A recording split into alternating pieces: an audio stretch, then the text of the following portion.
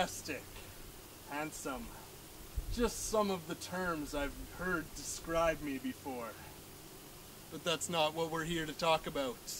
Today we are here to talk about the Idaho batholith and its major rock, granite.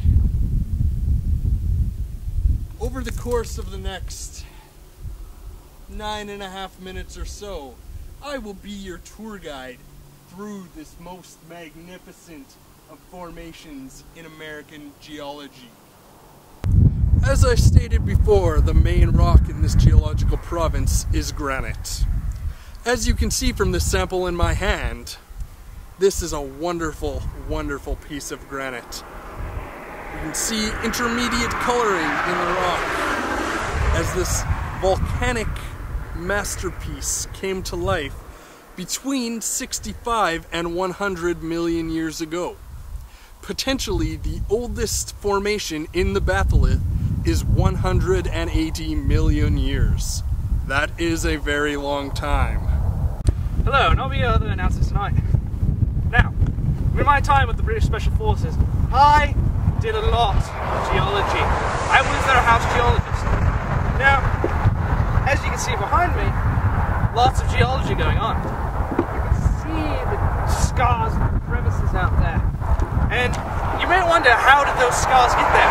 Well, it was because of glaciers, or as Americans like to say it, glaciers. Now, these glaciers were huge, massive. They had to be big to carve that big of a scar in the hills. Now, the problem is, in today's world, there's a lot of erosion. I mean, these rocks are very old. And as you can see, this granite slab that's behind me is eroding away. There'll just be pieces falling off, and that's why you usually see barriers along the sides of the road to not kill people. Now, there's two lobes, well, three technically, but two main lobes of granite in the batholith. This one that you're looking at right now is the Atlanta batholith. It's huge, massive. This whole thing covers 320 kilometers. It's 120 kilometers wide. It's like this big. And it's 8 kilometers thick. I mean, can you imagine? Can you imagine? It's just beautiful. Hi, my name is Nedra, and I'm here to talk to you about the natural resources and the natural hazards of the Idaho batholith. Now, the major resource in the Idaho batholith is the rivers. There are many rivers that run through the batholith. As a result, there are many dams set up throughout to harness power and energy. Another natural resource is the trees, but as 90% of the batholith is covered by the Boise National Forest, it's preserved, and so logging rights log here. There are a variety of natural resources inside the granite also, but because of the mountainous region, gold and iron ore are inaccessible to miners. Now let's talk about the natural hazards. There are landslides, erosion, and, well, there's been reports of Granite Man, but he's just a myth.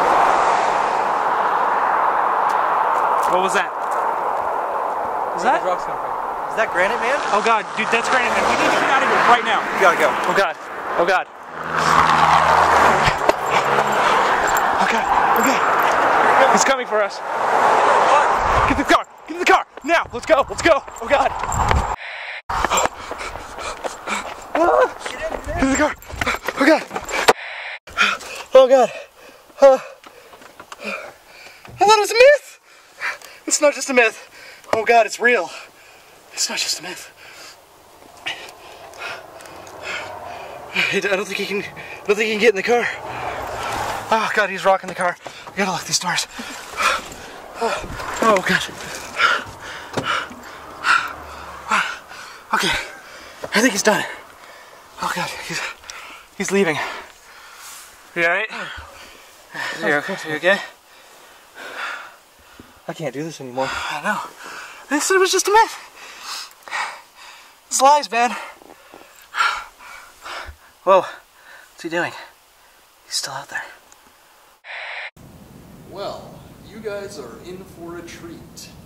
The next portion of this video, we have satellite interviews coming in from all over the world.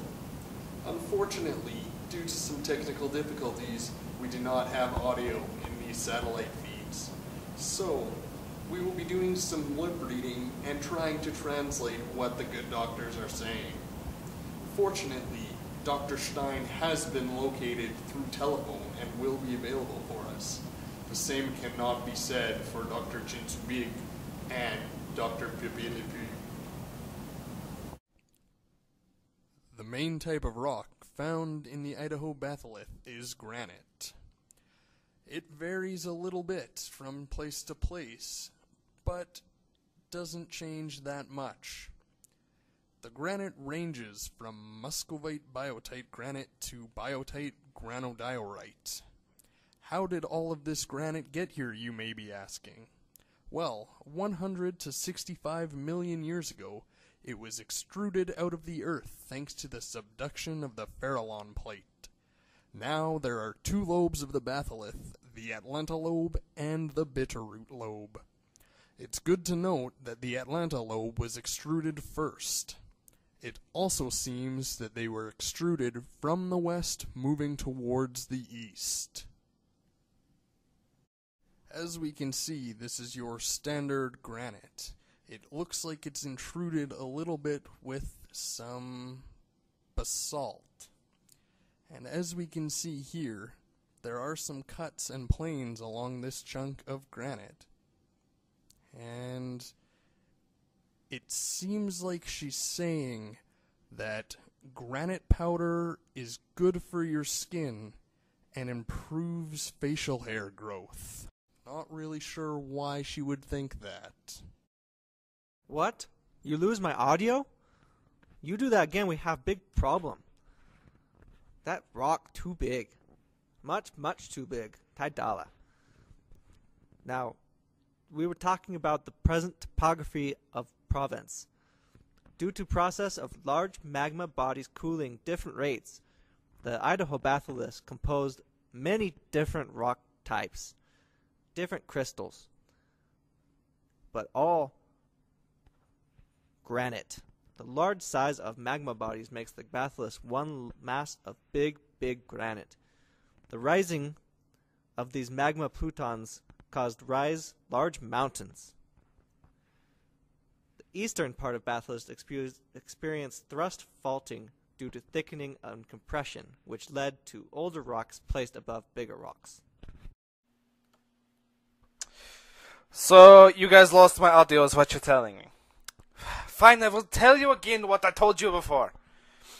But at the beginning here I was yelling about aliens and things like that, because that is what I used to think, but that was before the medications, and I am feeling pretty good now, so it is all okay. Yes? Anyway, the Idaho batholith contained two lobes, as stated before, but the Atlanta lobe was created 100 to 75 million years ago, while the Bitterroot lobe is 85 to 65 million years old. It's granitic rock, the Idaho batholith, formed during the late Cretaceous period. This melting and the superheating of water that was also subducting formed basaltic magma chambers. The rust faulting occurred due to this to the east in the Idaho-Wyoming thrust belt due to crustal thickening and compression.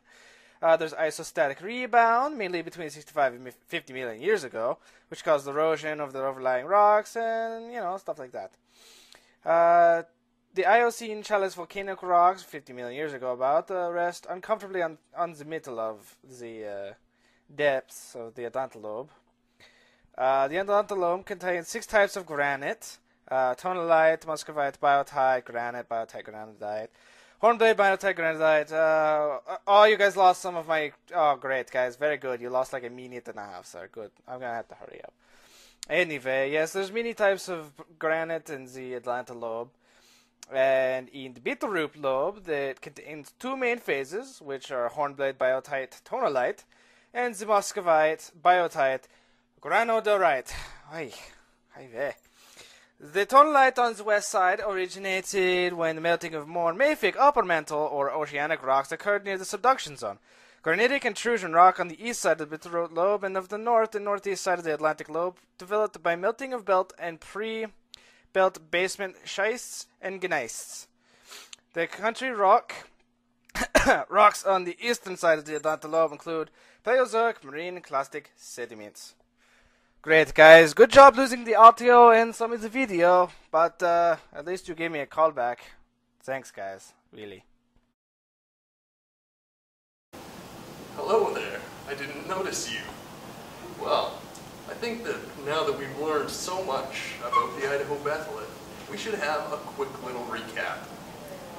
Granite is an intrusive crystalline rock that originally formed 100 to 65 million years ago in this specific case. The two main lobes of the Idaho batholith are the Atlanta lobe and the Bitterroot lobe. The scars running through this area were made primarily through glacial scarring and rivers running through the granite. The Idaho batholith is currently being mined for gold and iron. The Boise National Forest runs all over the Idaho batholith. And of course, should you find yourself hiking through the park or mining for gold or iron, be on the lookout for Granite Man. You can never be sure when he will strike.